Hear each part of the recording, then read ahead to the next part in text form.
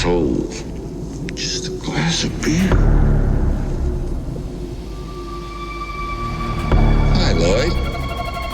A little slow tonight, isn't it? Hey, yo, friends. Vertebrae's headphones are charged. Our mics are plugged in. He's still dark as hell. Yeah. Go up a notch or two. No, one more notch. Go one more good. notch. For the listeners, don't care what I look like. This is episode. We have made it. How did you deal with me for 150 episodes? That's like 10 celebrations, 4 tearful phone calls, so many emotions on this roller coaster ride of these last 3 years, and 150 episodes of the premier podcast, In Madness Pod. I'm Shawn the Butcher here with Vertebrae33. How's it going?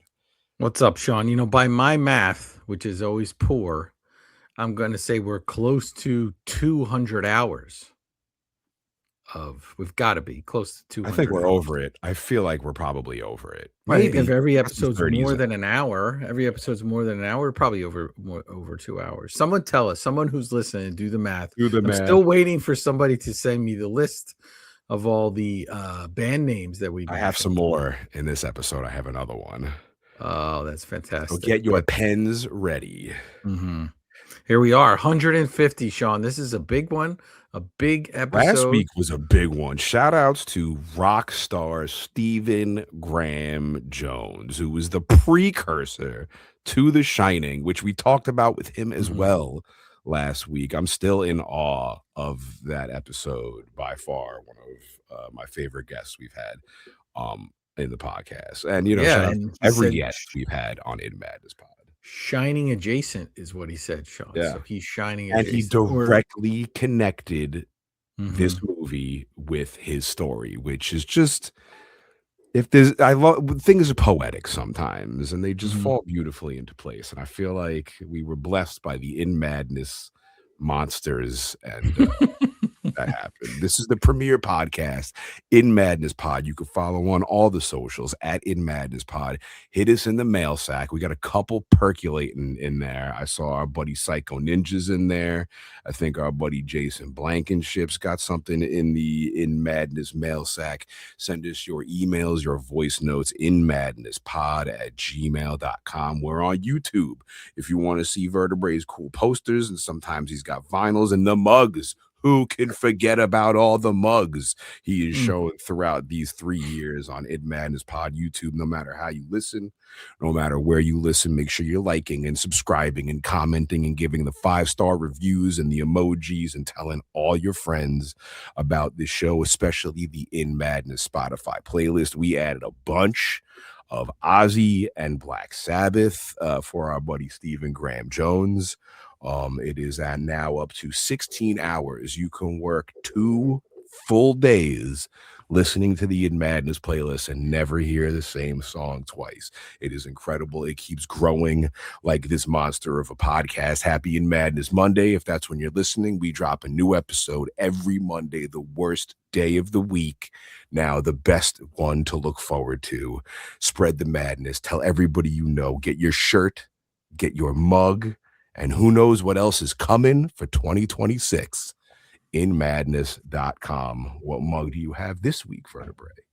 I have had this mug locked and loaded for 2 years, maybe. And this is the first time I'm using it. Oh, sick. The Overlook Hotel mug. Sick. So there you go. I am ready. And also, Shawn, silhouette of the Overlook on it's a black mug. It's sick. We'll take a picture of it for the socials. Also, something arrived this week, which means I haven't dug into it for this episode, but when we get to part 2 and beyond, we can certainly talk about it. Sometimes weird things happen, Shawn, when we pick a movie. Sometimes we pick a movie that's on every streaming service ever. And then as soon as we decide to talk about it, it disappears. I watched this during the snowstorm. Then I went to watch it for the podcast. Gone. Absolutely gone. So that's happened. Sometimes, in this case, there's something you want to order related to this film, and then it goes on sale right before you're about to do the episode. So I have in my hands the 2-volume Taschen Shining, Making of Shining book set. Oh, And it's the first one is it's very heavy. we got to But post not that on our huge, socials for but real. the first one is like a scrapbook, and then the second one is just this gorgeous red book. It's like this is like the making of. That's And there's so just, cool. like, diagrams and pages. That is so cool. So Taschen, the 2-volume set, there's a bigger version of this. This is hardcover. This is a scrapbook of all photos from the set and behind the scenes photos. Beautiful. However, the slipcase came in a little bent. So I took a photo, and we'll see what Taschen can do for me. Oh shit. It's not a cheap book, but would definitely post this on our socials. But I wanted that book for a while, and I wasn't going to buy it until it was on sale. And then it went up. They put up a sale, and they haven't put that book ever on sale before, Shawn. They have sales a couple times a year, and then I couldn't believe it, and it arrived. So I haven't started reading yet, but I will have planning to have read some of it by the time we get to part 2. So if you haven't guessed yet, you voted this one by a landslide when the voting poll ended a couple weeks ago. We left it up for a while, but we had some cool stuff in between then. But we're here for episode 150 for the movie that we stated we would do the second we started talking about doing this podcast. It was one of the first 3 that I mentioned, I'm sure. It's been sitting on our wonderfully organized spreadsheet for all of these years. And now we're finally getting into The Shining for episode 150. The Shining comes out in 1980, May 23rd, 1980. Produced and directed by Stanley Kubrick, based off the 1977 Stephen King novel. Book came out January 28th, 1977. So we're pretty close to the anniversary date of the actual book coming out. The initial print run, Shawn, 25,000 copies. Quickly sells as hundreds of thousands, and they believe now, over 700, 800,000 copies have been sold. I do have a copy of it up on the shelf. I'll post that as well. It wasn't my copy. It was in that big pile of books, Stephen King books that I picked up from my parents' house that my mom read. So exciting times. I never read the book. You read the book. I never read the book, and then I did the audiobook for this podcast. What do you remember about reading this book? I mean, we'll just do spoilers now or whatever. I remember the boiler room was a big thing, but I think I was told all of these things even before I even read the book. So I knew about the movie, and I saw the movie, and then I learned, like, here's what happens in the book. And then I actually went and read the book. But I remember, like, the hedge maze and it comes alive, and I was like, the movie was cooler. And I don't remember much from the book. It was just one of the books I read on the criminal enterprise that is the Long Island Railroad just throughout the years, just reading so many books. And I remember I had to check out The Shining because I read Clockwork Orange, all the Kubrick movie ones. I read A Space Odyssey. I think I read that in college. I had like a science fiction class, and that was one of the books we read. Right. But as the general consensus is, I enjoyed the movie better than the book. Which is I don't know that it's a general consensus. I think there's certainly a strong divide. As Stephen Graham Jones mentioned in the previous episode, he liked both, and that was kind of a controversial. I know a few people that love the book way more than the movie. Another podcast that I listen to, Talking Scared, he talks about it all the time. We'd love to have him on down the line, and he can yell at us about why the book is better. So I go into this movie, Shawn, knowing about it, but not having seen it in the theater, right? So I see it when you get older, you kind of know about it. A lot of the high points of the movie, once again, are either ruined or played out already. So you think you know it, and then you really don't know it because it's pretty freaky. But, the divide is King obviously was disappointed. right with the adaptation of it, it is a lot different. And I'm not going to sit here for 2 episodes and be like, well, that's different, and that's different, and that's different. That's not why I read it. I just wanted to sort of see where I stood. I think there are aspects of the book I liked a lot, but I think overall, because the movie is so trippy and so weird, I think I liked that better. The novel felt a little more straightforward. And when the main weapon in the movie, and we're jumping around, you have an axe, whereas you have that mallet, the roque mallet, which is like kind of like a croquet mallet, and that gets a little obscure for people to kind of follow along with. The maze, there is no hedge maze, right? They're just like topiary. They're just animals. So, and is that what Edward Scissorhands had in so his Edward's yard? been there. Why, you want to connect the two universes That's up to what each I mean. other? When we rewatch Edward Scissorhands, I was like, oh, this is The Shining. So I wonder if one was an inspiration to the other. I am curious. King writes this entire draft of the screenplay, and Kubrick decides it's not even going to look at it. He just doesn't even look at it, and he once describes Kubrick is a cold-blooded mother effer. Yeah, and he once described King's writing as weak. So certainly it's interesting. You want, when you're younger and more naive, you want to think that this is all going to come together and it's this wonderful thing. Like everybody plays in the same sandbox, and he wrote the book and he's along for the ride and he's on set and they're having a great time. And that's not what happened at all. Kubrick was determined to make his movie, Shawn. He liked the premise of it. Obviously, book did really well. He was into that, but he wanted to make his movie. And I think in doing so, right, he creates what a lot of people consider to be, top 15, top 10 horror movies of all time, maybe. And I can ask you later where you would rank this when we get to the end in part 2. I want to know. But he does it in his own way. So that also includes drilling these actors down for 50, 60 takes. There's the rumors that something was 127 takes. All my research says that probably wasn't true at all, and that was embellished a little bit. But he's putting these actors through the ringer. Shelley Duvall famously has a lot of issues with them. I'm sure there was a ton of mistreatment on the set. I'm not trying to begrudge his name, but I'm just saying, you make a movie, in 79, we went through it when we talked about Ridley Scott and Alien. There's just a lot, the comfort of the actors is not high on your list of things that are important to you. The world has changed. Now that's like the most important thing, that they're comfortable. But back then, if the director was good, it's cold, it's this, it's that, like nobody seems to care.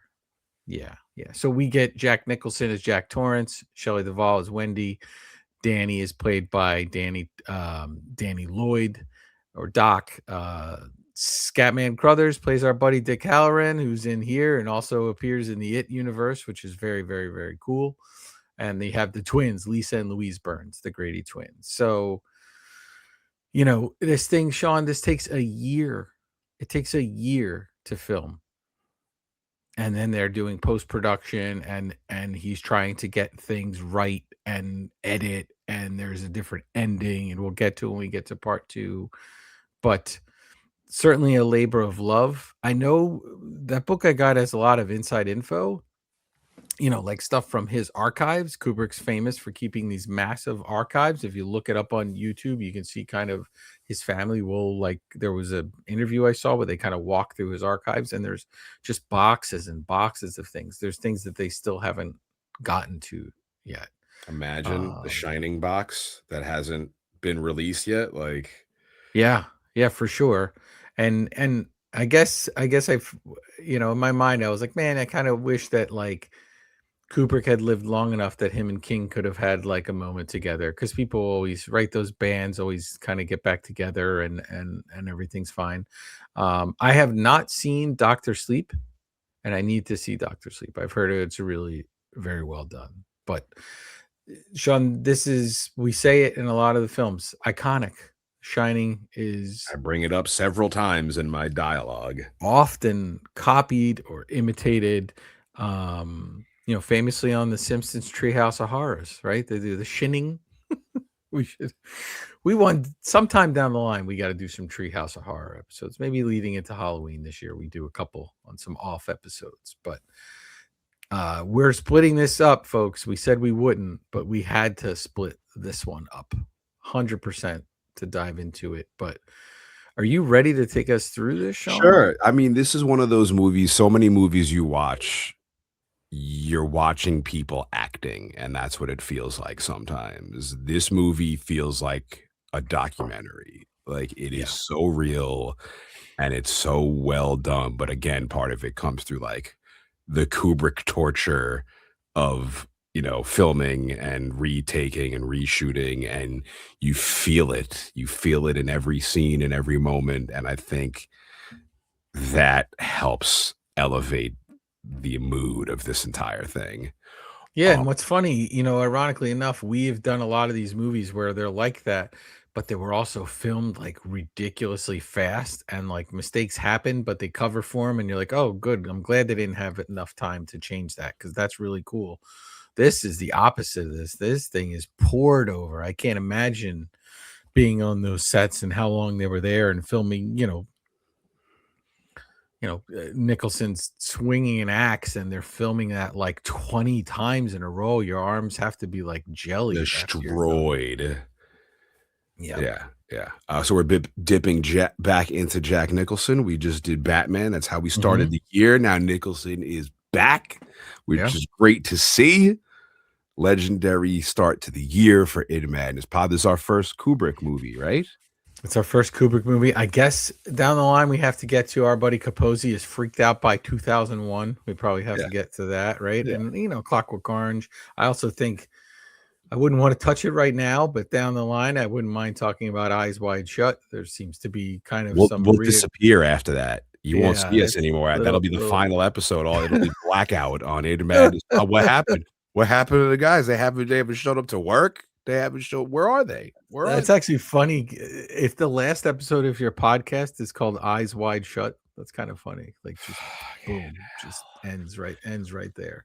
We get the opening shot, and apparently, according to our buddy Stephen Graham Jones, it's over the Blackfeet Reservation, as we learned on our last episode. Right, Montana. So this is near Glacier National Park, Blackfeet Indian Reservation, which is about a 1.5 million acre area, northwestern Montana. Shawn, this tracking shot, some of this footage is actually, he shares it with Ridley for Blade Runner. There's this woodsy scene at the end of Blade Runner, and they kind of pick some of that stuff up, which is very, very cool. I always wonder how he shot this, if they did it with a helicopter and they're following. It's very smooth too. And I mean, they are using, I watched one YouTube video. I don't usually do it, but I watched one on this one about making of tidbits and stuff. I'm always curious because I'd rather read it myself or find it myself. And they mentioned that this was, the Steadicam was really revolutionized for this. And I was screaming in my living room saying, what about Halloween? What about Halloween? You missed the year before, Halloween. right? Yeah, you missed Halloween. That's really where it gets its thing. But this is a beautiful, beautiful shot. Cars driving up this long, winding road up this mountain. It's eerie as hell theme song. The song feels like a descent into madness. We get a shot of this massive mountain, this massive hotel, the Overlook. And in walks Jack for his job interview with Mr. Ullman. Yeah, and in the book, I will say at least this part, Ullman is a nasty, nasty, rude dude in the book. He's friendly in this, but he's mean. Oh, he's a dick in the book? I don't even remember. Yeah, he's mean in the book to him. Yeah, he's because Jack's getting hooked up by, wow, it got so dark, Shawn.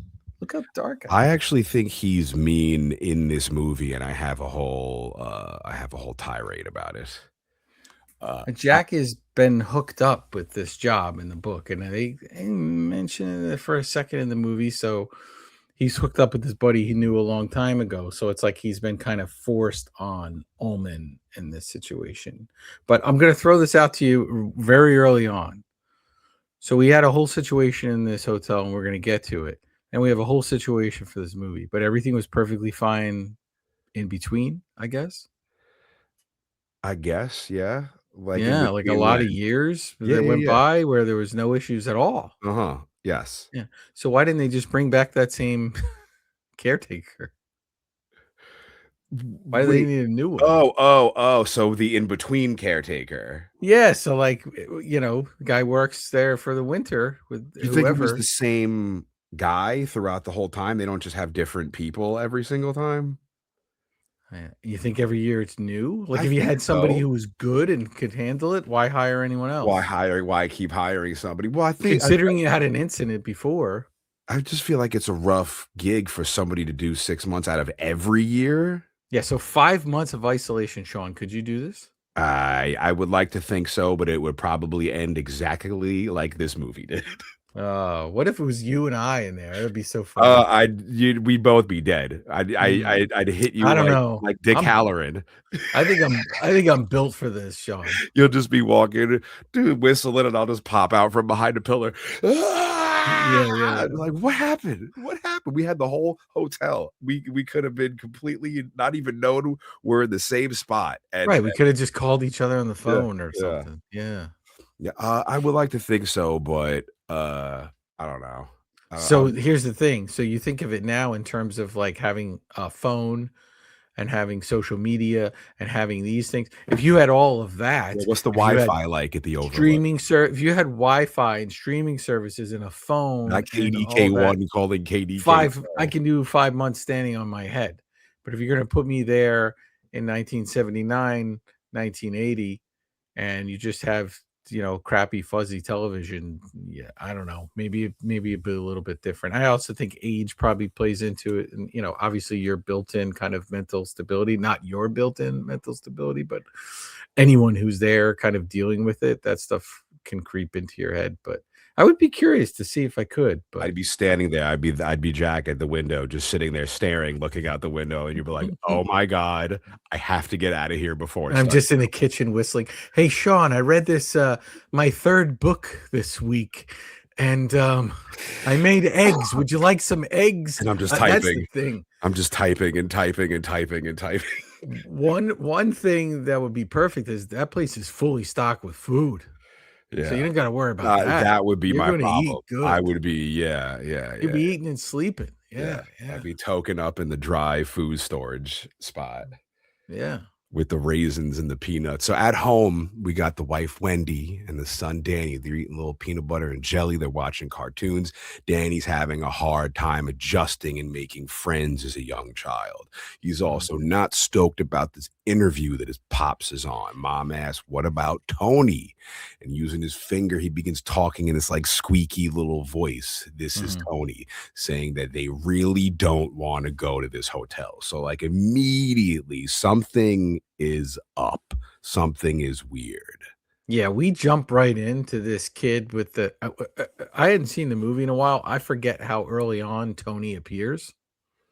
In my mind, for some reason, I felt like it was later as kind of the shit hits the fan. First But scene. it's early on that we get this movie just makes you uncomfortable from the moment it starts. And credit to King and the story he's written as the base of this, where the families had previous issues and Jack's had previous issues with himself and drinking and Danny and an injury and all this other stuff rolled in to it, that it's just uncomfortable and awkward. And Shelley Duvall gives a very, very awkward performance. And I mean that in the kindest way. Like, I think she's meant to do that, but it certainly makes us uncomfortable. Even these scenes where they're just the little boys before we even see Tony, it just feels weird. Mr. Ullman calls in his jabroni assistant, manager, and he's like showing Jack around after they have themselves a little chat.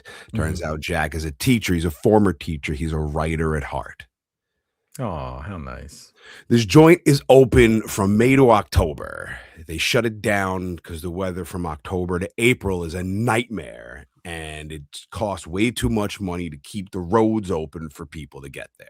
Yeah, because it's isolated, and back when the place was built, it's not like people were like places like that. There wasn't like winter destinations that people went to, and there wasn't a way to travel. So it's just like close it down. We'll make enough money. I thought the skiing would be fantastic. Yeah, I guess people weren't into it when it was built. Maybe, I don't know. We find out the hotel was built in 1907. Ullman tells Jack what his job is, keeping up the maintenance, checking the boiler. I know the boiler was a big thing in the book. Mhm. Ullman's like, it's not that hard. The hard part is the tremendous isolation throughout the winter. But this is why Jack took the job. It's calling to him. It's exactly what he's looking for. He's going to spend the next 5 months writing this book. They ask if his family is going to be okay with it, and he's like, yeah, they'll be fine. I would lose my mind. Danny, what is he, 8, 9 years old? You take me there for 5 months in isolation as a 9-year-old? You are fucking me up bad. Ullman then cut to the chase. Anybody tell you about the tragedy of 1970? Of course, no one has. Yeah, I think that's the year they canceled the Banana Splits cartoon, Shawn. That's the tragedy of 1970. I think that's I what don't happened. even know what that is. The Banana Splits. Yeah, and then they made a horror movie or something out of them. But everyone Google Banana Splits. I don't, yeah, I'll have to. Though we learn the story of Grady, the previous caretaker at the hotel. He came with his wife and kids, stand-up guy. At some point, he must have had a mental breakdown. He killed his wife with an axe, killed the whole family with an axe, stacked them neatly in a corner, and then proceeded to blow his brains out. And the cops' answer to it all was, cabin fever. It's crazy. By the way, Shawn, I wanted to see if I was correct off the top of my head. Banana Splits TV show, 68 to 1970. I was correct. Right off the top of my head. You got to look it up, kids. Look up the Banana Splits. Jack seems shocked. He assures Mr. Ullman, don't worry, this won't happen with me. Do you trust him? I don't. Who? Like I know that's Ullman what the movie's Jack? based on, but when Jack says that, you're like, that's. I mean, I guess it's something's happening. But so I was getting some direct, cross frequencies here. I was getting serious Nosferatu vibes from all of this. So to me, the hotel is Nosferatu, like this cursed thing. Ullman is Air Canuck. Oh. And Jack, this poor son of a bitch, is Thomas Hutter, who's just getting set up for disaster. He is a pawn in this game. The house demands a sacrifice every now and again, the in-between. And Mr. Ullman serves families up to the Overlook. This is my thought process. Yeah, you think the Overlook was... I love that thought process, but did you come up with that just now, or while no, I was sitting there watching it, and every time I watch Ullman do this, I feel like Ullman is baiting Jack, and I feel like Ullman is working for a higher power, and the higher power being the Overlook, and like Ullman is just in on it, and like this will happen again in 27 years, penny whatever. Whenever the next cycle for the Shine, and whenever the next cycle for the Overlook is, maybe it's not 27, maybe it's 17 years, but yeah. And this will happen again, and it will be, Ullman's kin will be running the Overlook, and they'll serve up another. This is my take. This is me rewriting Kubrick. If we roll it into it, is Halloran like the maturing the big giant turtle? I mean, maybe Halloran since it is it. Anyway. Yeah. Jack says his wife is going to be thrilled to hear all of this horrible news that happened at the hotel because she's a member of the In Madness family. She's a ghost story and horror film addict.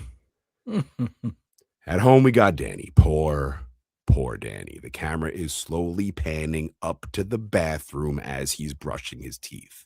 It's super uncomfortable. He's talking to his finger. He's telling Tony, asking if Dad's going to get the job. Tony says he already got it. He's going to call Wendy and give her the news. What? In the kitchen, there's Wendy. Phone rings. Jack's on the phone. He got the job. Uh-oh. No good.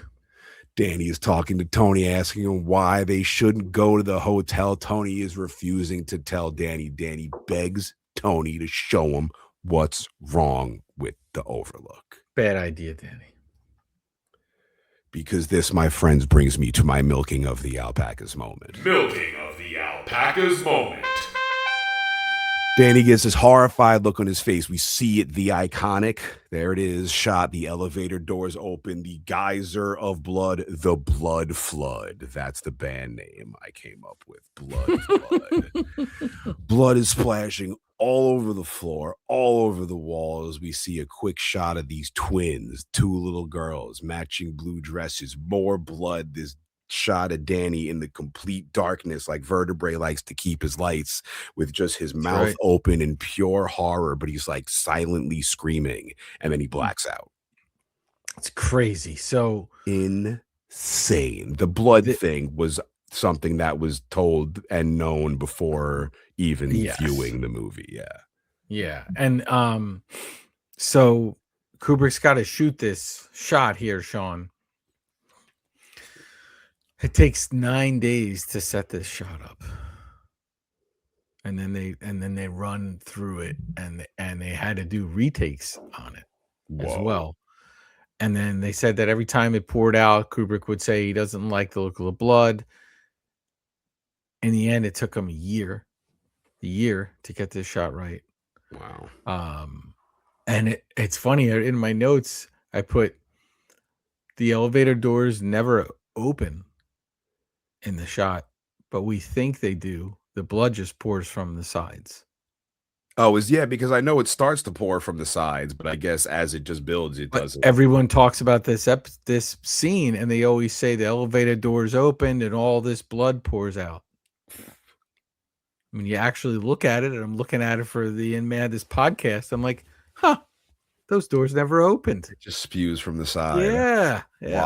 My entire life, I was like, you'd talk about it, and I'd be like, oh, elevator doors open, blood pours out. Doesn't actually even happen like that.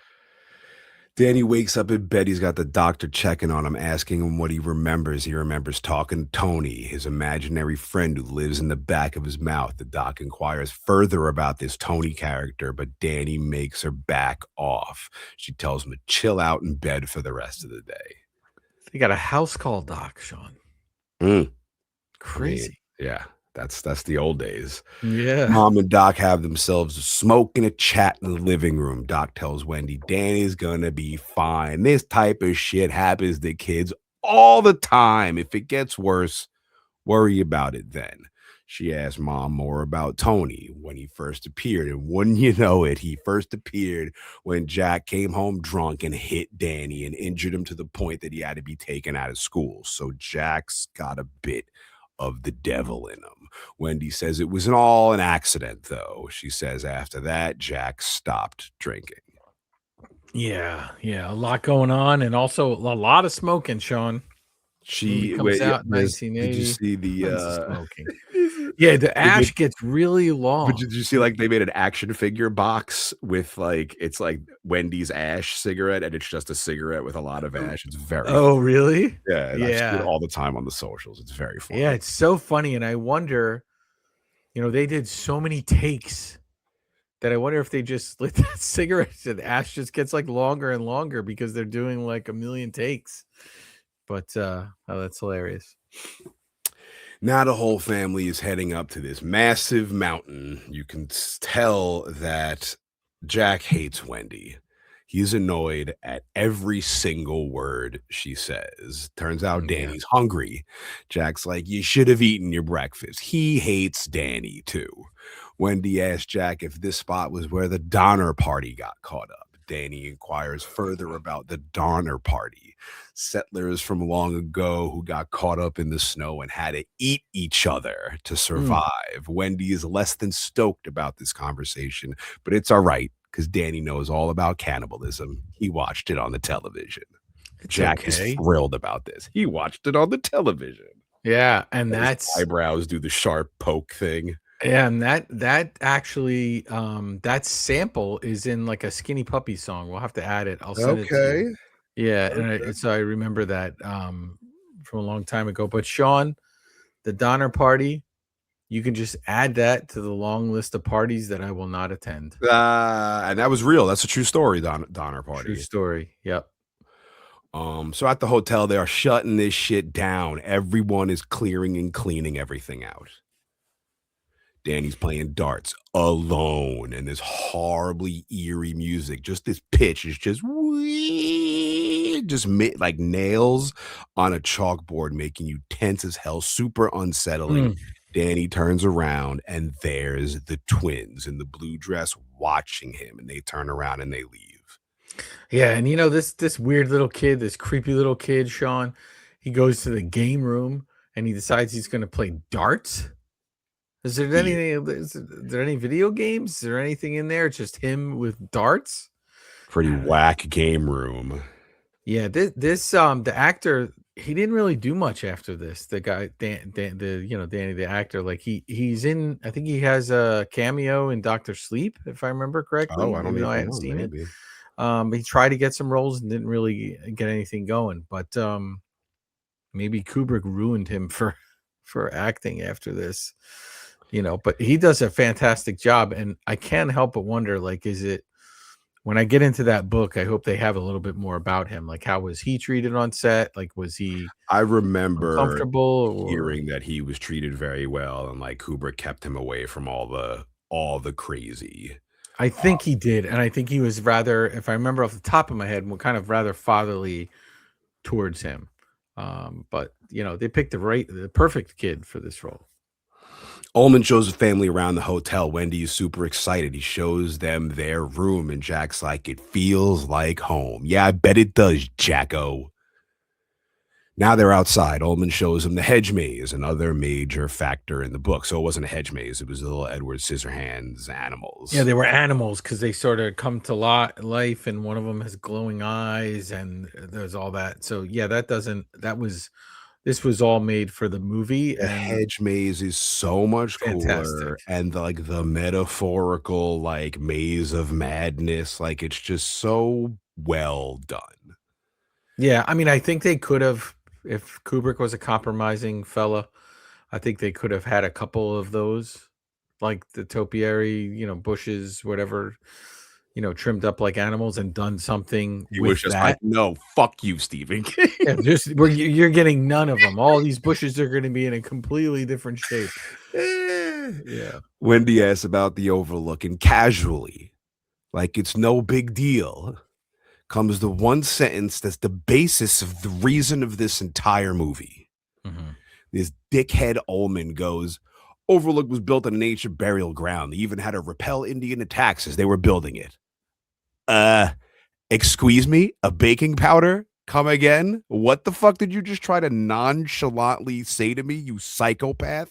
Ullman is the worst. He is Eric Knock. Shawn believes Ullman's in on it. Let's just put it out there. In another universe, Shawn's gonna have a sequel to this movie where somebody else. Listen, Shawn, they could make a sequel then. Couldn't somebody else? In the book, you can't make a sequel.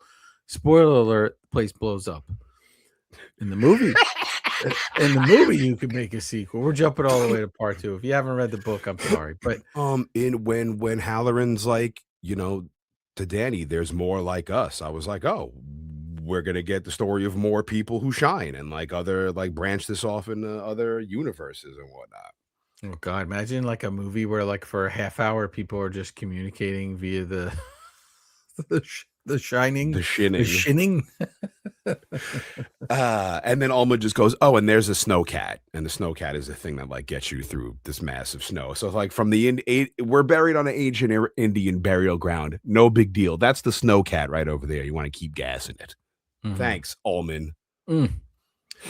Takes them to the Gold Room. Chimera, one of my favorite bands, has a song called Pictures in the Gold Room. It is based off The Shining. I'm going to add it to the In Madness Spotify playlist. Nice. This gigantic, now empty ballroom.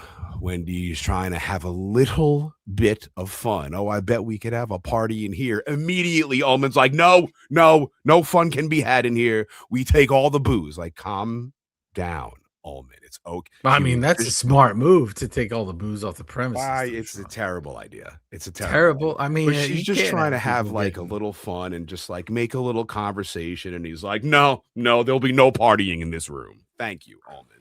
I mean, got to get it right, but I would be partying in there. You'd be like, turn down the racket in there.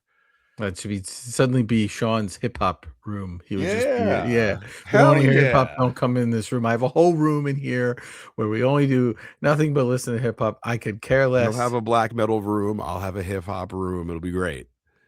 Yeah, I need it. I wonder if there's a library in there. Is there a library? There has to be. That's where I'd find you. That's where you'd be. Yeah. Jack reiterates that they are an alcohol-free family, so thank God for that. Well, sort of. Over walks Dick Halloran. He's the head chef around here. He's going to show Wendy and Danny the kitchen while Jack finishes up with the boys. Halloran's like my favorite character in this movie. He is the most likable dude on the planet. Wendy, Danny, and Halloran are having this wonderfully pleasant conversation, probably the only pleasant conversation in the movie. He shows them the freezers, the food, and he calls Danny Doc. Wendy's curious. How do you know we call him Doc? Halloran is like, you probably called him Doc, and I picked it up from you. And she's like, I haven't called him Doc in a long time. He's like, he kind of looks like a doc, right? Yeah. What's up, that. Doc? Yeah. Halloran's showing him my favorite room in the hotel, the dried food storage room, where all the stoner snacks and goodies are, the crackers. Yeah, I love how later on, Jack, even though he's possessed, even though he's murdered and he gets smashed in the head, later on, he's still got the peanuts open and the crackers open, little chocolate chips here. I relate to that part. They would roll Shawn if we survive the 5 months together. Dude, they would take me out with a forklift. They'd have to airlift Shawn out of this place.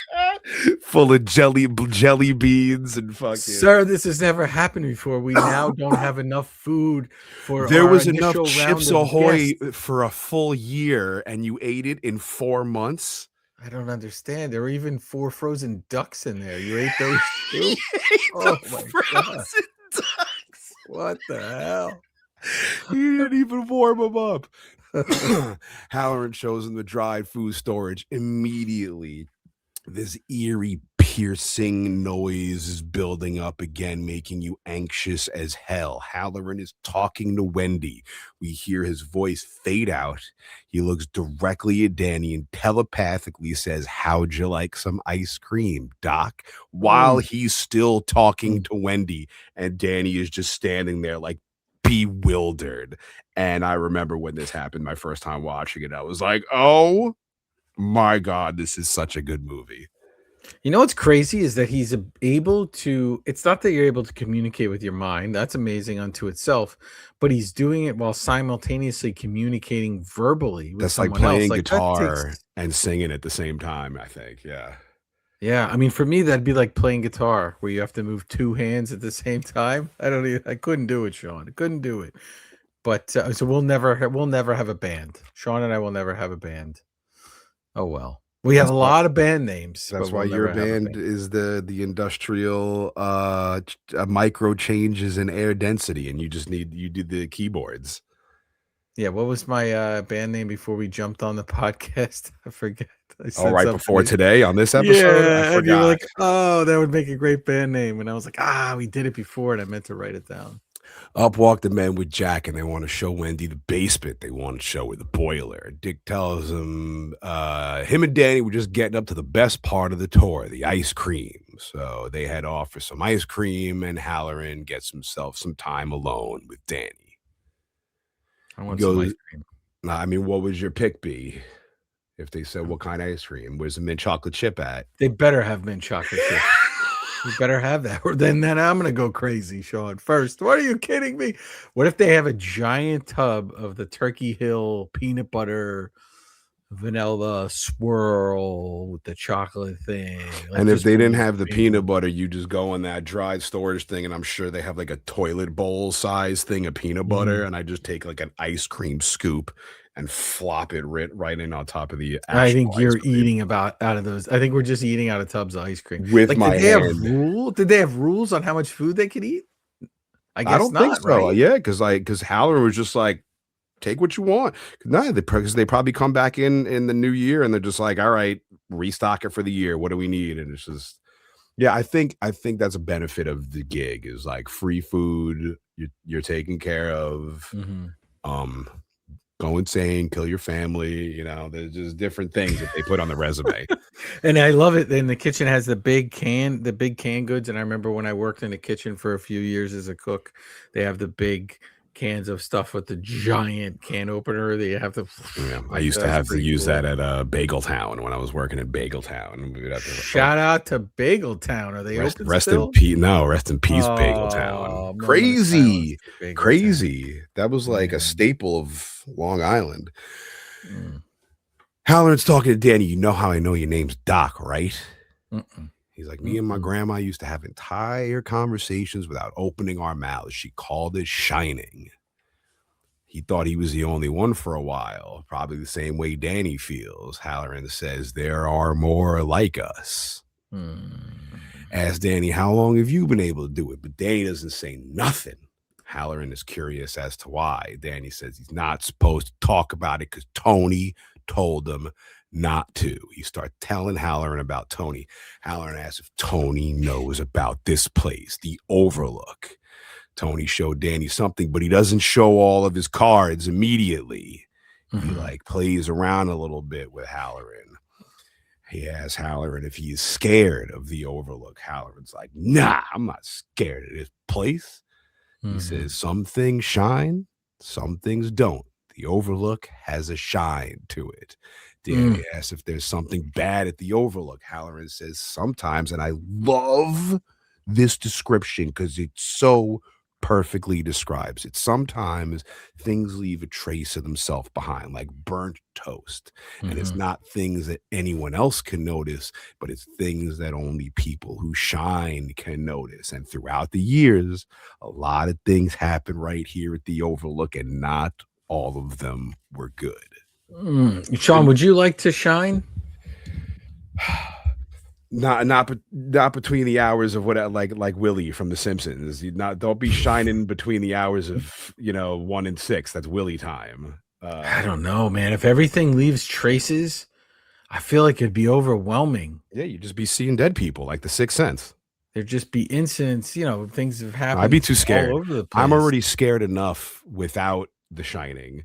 I'm always looking like in bed when everything's at like dark at night and I have like the one night light down the hall. I'm always looking down that hall like, is something moving? Like I'm already fucking psyching myself out without The Shining. I think if I had The Shining, I would be screwed. There are two things I always try to do on a regular basis, even though I'm a grown man. I try to force choke people. It doesn't ever work. It doesn't ever work. But I try. And I try to communicate with somebody with my mind. And it never works. I try to say something out loud in my head. I feel like sometimes it works with us. I feel like we have a little bit of shining sometimes. But it's simultaneous. If that makes sense. We just kind of have a similar thought at the same time. But there are like that's like a touch of shining. That's like D- shining. You think? So do you think there's a chance I'd be able to force choke somebody? If you use 100% of your mind, like Lucy. Or lift objects. So not even force choke. I would try to just like when I was a kid, just try to put my hand out and like see if I couldn't like will this pen from lifting up from this desk. Like Silent Bob. Yeah, and Mallrats. Yeah, I'm gonna try. I mean, I did it long before that movie came out, but yes. Immediately Danny asks about room 237. Now Halloran is bugging out. He says, stay the hell out of 237. So guess what happens? Now we're at the Overlook for a month. When he's got breakfast, Danny's got his little pedal trike that he's riding around the hotel. Wait, hold on 1 second, Shawn. So 237. Okay. Right, but in the book, It's 217. it's 217. Why the change? But we all know the real party was at 227. Remember that? What was that sitcom 227? You don't know that sitcom? No. Is it Apartment 227? I'm gonna look it up. No. Come on, Shawn. I don't watch sitcoms. You don't remember this? What year was Apartment 227? It was just 227. You can watch. You can watch it. 5 years. It was on from 85 to 1990. Oh yeah, I was a little baby boy. We're gonna put a. Well, anyway, I like 227. I was Danny's age, but that was younger. That was the room I'd want to hang out in. But they change it because there is a 217 at the hotel that they filmed it at, and they didn't want people to be spooked. But there wasn't so funny. So there wasn't a 237. So they great. end up changing it. But yes, we're gonna get these big wheel shots, Shawn. These iconic I love big wheel shots. The sound design on it because when he's riding on the floor, it's just this big open room. So it's like caw, caw. But then when he's on the carpet, it's like silence, but you still hear like just like the forcing of his feet on the trachea. So it's just going from like caw, caw, and it's just like there's like it's very, very cool. And who magnetic. Knew? It's insane. Who knew that a kid riding a big wheel could be that creepy? Nobody until they saw this movie. Also, they dressed this kid to me in a weird way when I look at it now. Like he's always wearing these sweaters with a button-down shirt. His Apollo 13 sweater. He's got Apollo 13. He's got a Mickey Mouse one. Like this poor kid has to ride his big wheel around in a sweater with a button-down shirt underneath it. It's kind of uncomfortable, like give the kid a break. But I think when Shawn and I are holed up in the Overlook, I think we're both fighting over this big wheel. They better have two. They better have two, and one of them's going to get broken immediately from me smashing in. You know what I would want, Shawn? I never had it. I would want the green machine. Remember the green machine? The green big wheel that had like the levers in the middle. The green machine was a big deal, Shawn. My brother had like a Bigfoot, like a little Bigfoot. Wow. And he was 6 years younger than me, so he fit in it. So I was like, then I'd push him out of it, and then I'd put my fat ass in there, and I would take up like both seats, and I'd be weighing it down so it wouldn't be going fat. Yeah, good old days. I'm killing us with tangents. We're never gonna get through The Shining. I'm sorry. Wendy brings Jack breakfast. He's passed out cold. It's 11:30 a.m. The whole day's gone already, as my dad used to tell me at 11:30 a.m. And now as a 42-year-old man, 11:30 a.m., you wake up then, the day is gone. Jack's getting too comfortable here at the Overlook. Wendy is trying to be loving and supportive. I feel so bad for this woman the entire movie. She wants to go for a walk with Jack and get some fresh air. He wants nothing to do with it. He's got to get writing done. But guess what? He's got squat. Nothing. No good ideas. Wendy's trying to be optimistic about it and tells him he'll get back in the habit of it all. Immediately, he gets annoyed, like she's antagonizing him. Yeah. She says the hotel's really nice. He says he loves it here. He's never been this happy or comfortable. I bet you haven't. Wendy says at first it was scary. Jack says he fell in love with it right away. When he arrived for the interview, it's as if he'd been there before. More than deja vu, but he knew it was going to be around every single corner. Yeah, and the most disturbing part of this scene for me is the way he eats his eggs, where he takes the bacon and dips it in the eggs, and he's just toasting the egg. He's just eating in bed with it, and he's just like the way he's chewing, it's all irritating, and he's just mean. And this poor woman, this wife is just like trying dragged through it. One of the things they bring up about the book is that people feel that she's much more powerful in the book than she is in the movie. But honestly, like when I look at it, it's like I feel bad for her, but she's also stronger one of the two, because she's like trying to hold this to some semblance of order and supporting him even when he's just being the worst human being towards her, and for like the good of the child. And she's sort of trying to make this work for this family unit to stay together, and he's the weak one who succumbed to what the Overlook is telling him. So Immediately. yeah, immediately for the job interview, he's like, this place is great. Done. We get this great shot focused on his typewriter. Nothing happening. Nothing on the paper. Zero. We hear this pounding sound, this slamming noise. Again, I love this sound design. It's just driving you crazy. It pulls back, and Jack's in this massive room, and he's just chucking a tennis ball at the wall. At this point, I feel like he could use the Stephen Graham Jones McCready writing hat to help him on his journey. Outside is still nice and sunny, so Wendy and Danny hit the hedge maze. They're running into dead ends and roadblocks at every corner, wandering through this big-ass maze. Jack's moseying around the hotel, chucking his ball, and stops at this scaled-down version model of the hedge maze. He's standing above it like a giant, looking down at it, and we get this bird's-eye view of the maze, and in the middle, you see Danny and Wendy walking around, and they look like ants. And I love No it. way. The music is building, and it makes you so uncomfortable, and the screen just goes black. The music stops. There's this crashing noise like silverware falling all over the floor, and then it just goes Tuesday. Yeah, and no way, Shawn. We're there. You and I are there for the 5 months. I'm not going in that maze unless there's an easy way to get through. I'd be super. I can't do that. I'd freak out. I think, but I'd have to leave like breadcrumbs, or something like rocks. I don't know. Something. I couldn't. I don't think unless I could, like, the whole time when I'm watching it, I'm like, can you go through it? Like, could you just cut to the side and just keep walking? Well, in The Simpsons, he just takes the chainsaw and just goes through each layer with the chainsaw. See, I got the same mind as The Simpsons. We got a massive snowstorm moving in. Danny is riding his little trike around the hotel. His head turns and stops at room 237. The music is creepy as hell. He gets up, he grabs the doorknob, and it's locked. But he gets a flash in his head of the crazy, creepy twins.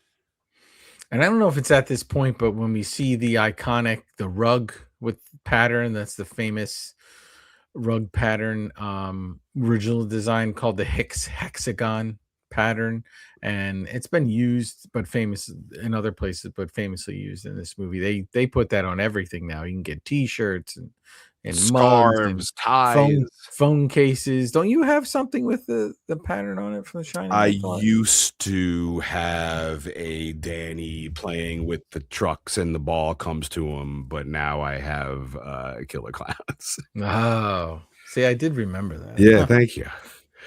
Jack is in his study typing away feverishly. The music is just crescendoing in the background again, making you feel so tense. And here comes poor Wendy strolling in, just trying to be a loving wife. She goes right up to Jack, and he takes his paper and pulls it out of the machine, and the music just goes wham and immediately dies. And he's like, "What's up?" She's like, "There's a storm coming." "Oh, just you wait, Wendy." He immediately gets annoyed, asking what she expects him to do about it. She's like, "Please don't be mad. I'll come back later with some sandwiches and you can let me read all of this great writing you've been doing." He gets pissed and says, "Every time you come in here, you're breaking my concentration." And he's hitting himself in the head and he's ripping up his paper. And he's like, "First off, don't come in here and fuck off." And she is just mortified and she leaves, and Jack is just sitting there blank face under hypnosis staring at his typewriter, and just hits the button, the thing goes clank, and he just starts typing again. Insane. Like I hate him so much in this. So much. Yeah. She is just trying so hard to like pass the time in this hellhole she is stuck in. And unlike, but when we did Batman, like there was something, even though he was really, really evil, there was kind of something still endearing about the Joker, the way Jack Nicholson played him. There's nothing endearing about this character at all. You're meant to dislike him from the beginning.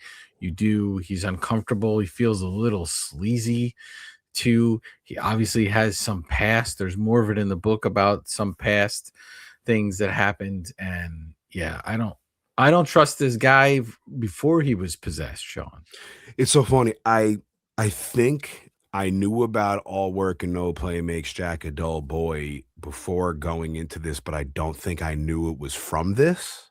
Mm-hmm. So I think the first time I was watching it, I was like, what the fuck is he typing? And then when it was revealed, and I was like, oh, that's what this is from. And then it all clicked together for me. I was like, that's even cooler and crazier and scarier and more brilliant how like it perfectly depicts him going insane. But we'll get to that in the next episode. Spoiler alert. Whatever. Now it's Thursday. It's snowing. Danny and Wendy are outside playing, having a blast. Not Jack. This psycho is inside, still motionless, glaring out the window. The white of the snow is shining bright off his face. This is Vertebrae's favorite daytime horror. You can see every detail in the room, every line on Jack's face. This dude is on another planet. Now it's Saturday. Snowmageddon, baby. Snowpocalypse. Vertebrae's favorite. Love it. We can't get through to nobody on the old school phone plugging system, whatever it is. I don't know. The old. What I don't understand is you took this job. You know it's going to snow. You know the phones are going to go out. Why are we trying to reach anybody at all?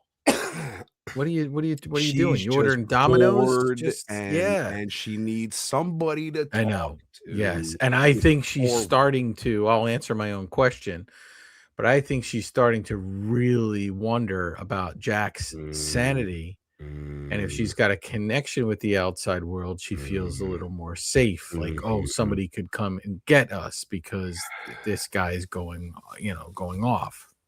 Yeah. Like you're God. Yeah.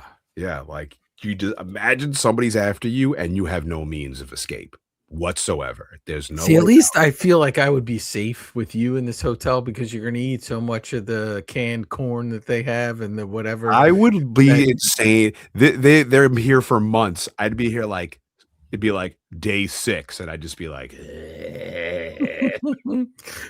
Shawn, they only left like 4 hours ago. It's still the same day. We're out of Oreos already. She has in the radio room. Breaker, KDK12 calling KDK1. Do you read? I say this to myself all the time. Anytime I see a K or a D next to each other, I always say KDK1 calling KDK12. Nice.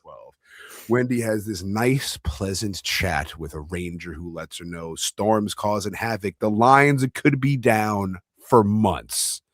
All Wendy wants to do is have a nice little chat, a little bit of company. Immediately, Ranger's like, I gotta go. Poor Wendy, all alone, all by herself. Feel awful for her. He was nice to her in the beginning, but yeah. He threw her right off the hook. I mean, yeah. Here's crazy Danny riding through the hotel on his trike. He makes the left, and we get, again, the iconic shot. He stops dead in his tracks, and at the end of the hall, there's the twins. Hello, Danny.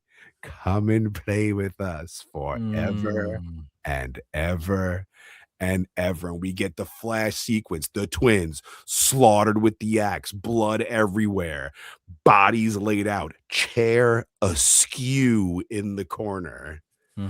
Poor Danny freaks out and can do nothing but cover his eyes. Now the images are gone. He turns to Tony, his imaginary friend, for help. He's horrified. Tony tells him, remember what Halloran said. It's just like pictures in a book. It's not real. Not real. Or is it? Oh my God. Could you imagine? Like that's your sixth sense. You're seeing bloody bodies all over. Yeah, no good. No, I don't want that power. Now it's Monday and it is snowing. Danny wants to get a toy from the room and Mom's like, nah, if you wake up your dad, he's going to give you a whooping you will never forget. He begs her for the toy. She lets him go and says, don't make a sound. Yeah, he wants the toy fire engine, ironically enough, because we deal with an axe later on. That's great. So, I didn't even put that together.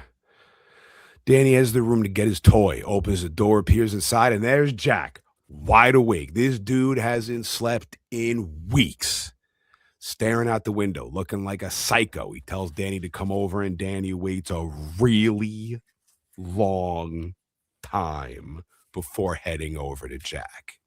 He knows what is happening right now. He slowly walks over to him, and they have like a brief, pleasant moment.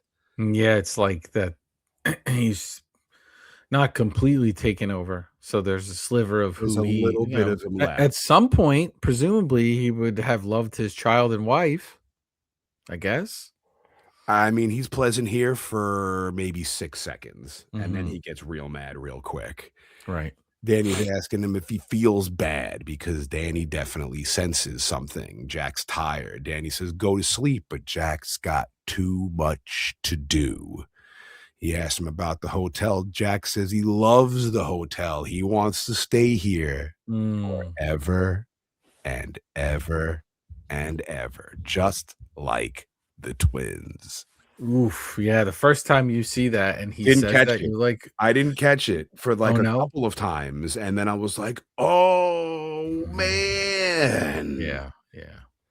Danny asked Jack if he'd ever hurt him or Mom, and this is where Jack goes from loving to like, did your mother tell you like he's gonna kill them both right then and there. Yeah.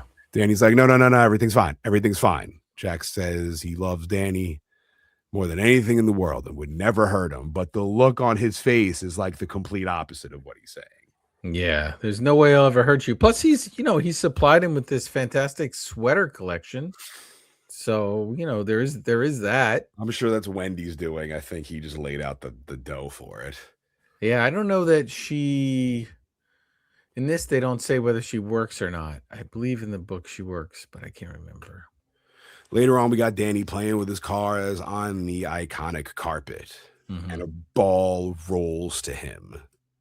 He looks up and there's nobody there. And I remember watching this, and it was like 1:30 in the morning, and I was like, what is happening? I was so creeped out. Danny walks around the hotel, and the door to room 237 is wide open, and Danny goes inside. Oh, good. Should have went to 227 instead. More fun there. More party's fun. At.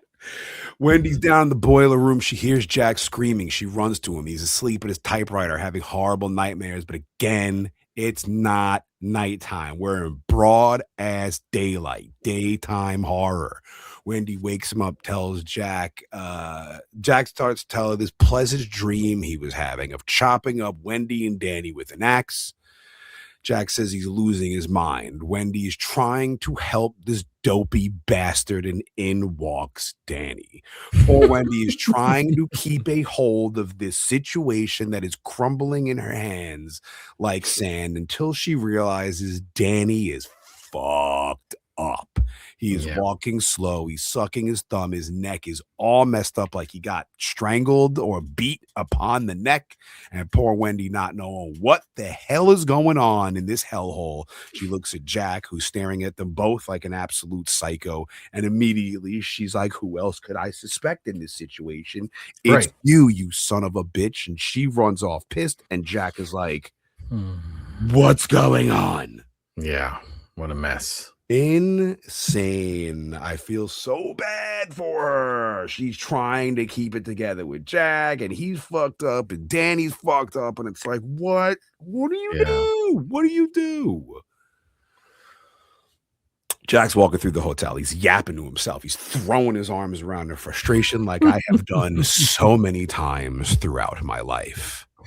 I love the idea that you'd be throwing your arms in frustration. Just talk.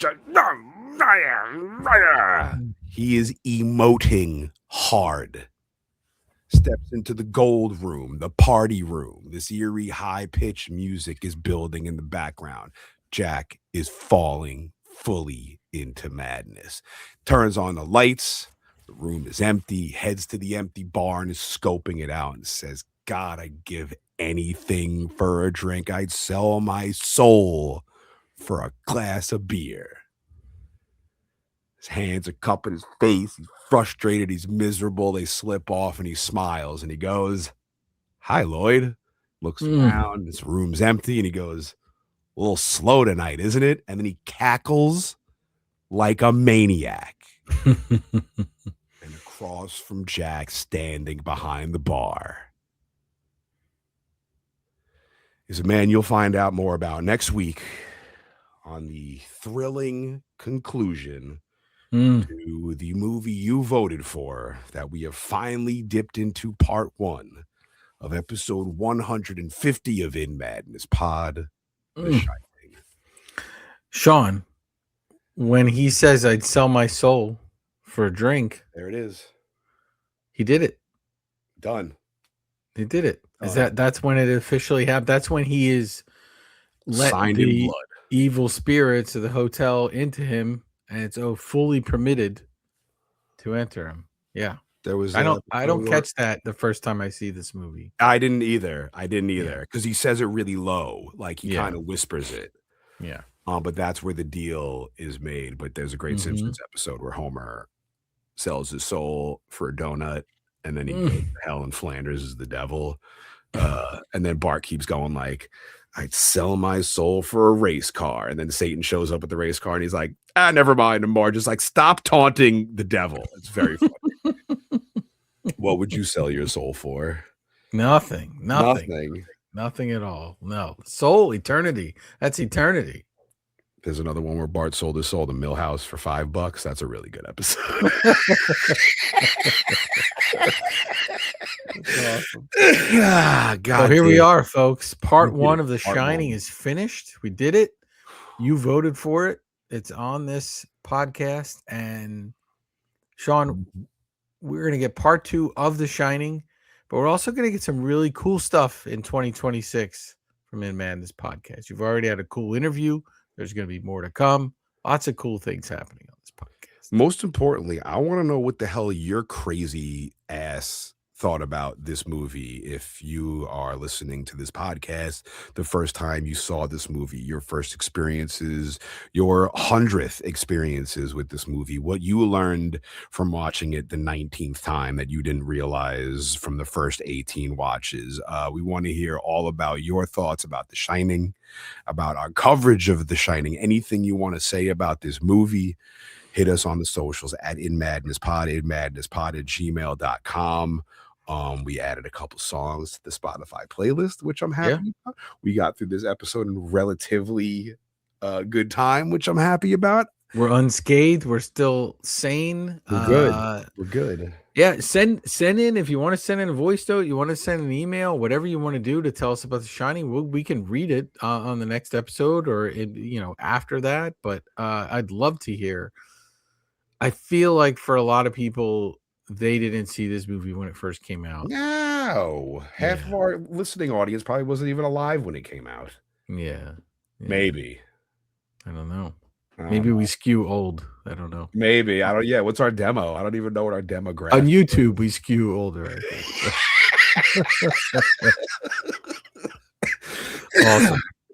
Are you happy to talk about part 2? You got all your naughty bits in for 150, The Shining, the episode that has been like standing, hulking in the corner. That we'll get to that one a little later. You're happy with part 1 so far? I am, and there's going to be an episode coming up that I didn't talk to you about. That's also been in the hulking in the distance for a while, but we got to do it soon. Oh my god, we'll talk about it later on. Is this going to be a vertebrae? Is that going to be the vertebrae pick? Yes. That is okay. I still haven't even remotely thought about what my pick is going to be. But we still got part 2, and then we got a 0.5, not 0.5, and then it'll be my pick. You got it. All right. With that, we will see you next week for another In Madness Monday. Thank you for joining us for The Shining Part 1. This is In Madness Pod.